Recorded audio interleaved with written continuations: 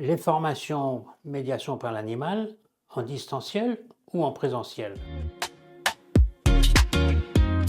En présentiel, vous êtes directement en contact avec les formateurs. Vous pouvez échanger, vous pouvez discuter, vous pouvez profiter des expériences que les formateurs vous expliquent bien. Vous pouvez poser toutes sortes de questions et surtout les animaux, vous les avez là directement sur place. Ils sont là, vous pouvez travailler. Nous travaillons avec des jeux de rôle. Quelle est la grande différence avec la formation à distanciel? Ben, vous êtes tout seul chez vous, vous discutez avec vous-même, vous êtes devant, soit dans votre cuisine ou dans votre bureau ou dans votre salle à manger, et vous n'avez pas de réponse, vous n'avez aucun dialogue. Comment voulez-vous que ce soit une formation professionnelle?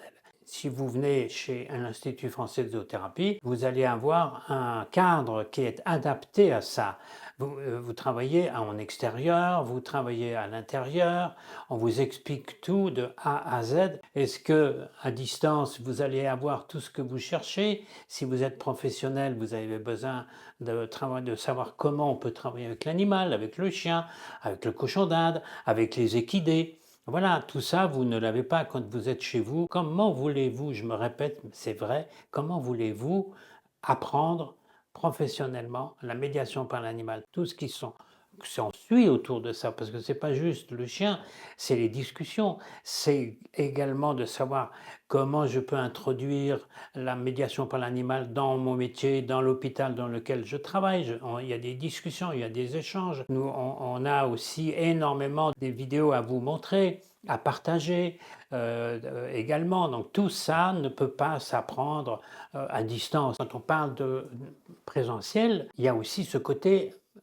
pratique. Nous avons ici sur place, on vous fait de la pratique. On a de la théorie, bien sûr, très souvent c'est le matin sur 2 heures, mais la théorie et la pratique, ça se mélange. Et c'est extrêmement important. C'est d'ailleurs, notre raison d'exister depuis 23 ans. Ça fait quand même 23 ans qu'on est là en France.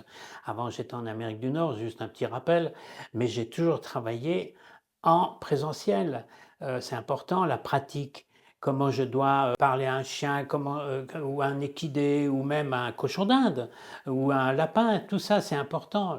La pratique fait partie de nos formations qui sont en présence des animaux, en présence du groupe dans lequel vous allez être, puisque vous êtes environ toujours une douzaine de stagiaires, où chacun apporte son idée, son partage, son expérience dans l'établissement dans lequel il travaille, et ces questions qu'il nous pose, voilà, des cas concrets, c'est de la pratique. Je donne un cas concret, Bernard, 12 ans, inadaptation sociale. Eh bien, on va expliquer avec des vidéos, avec les côtés pratiques avec les animaux, on vous expliquera comment réagir vis-à-vis de ce jeune. Vous allez comprendre que formation en présentiel, c'est ce qu'il y a de mieux si on veut vraiment, vraiment être un professionnel de la médiation par l'animal. Voilà. À la fois prochaine.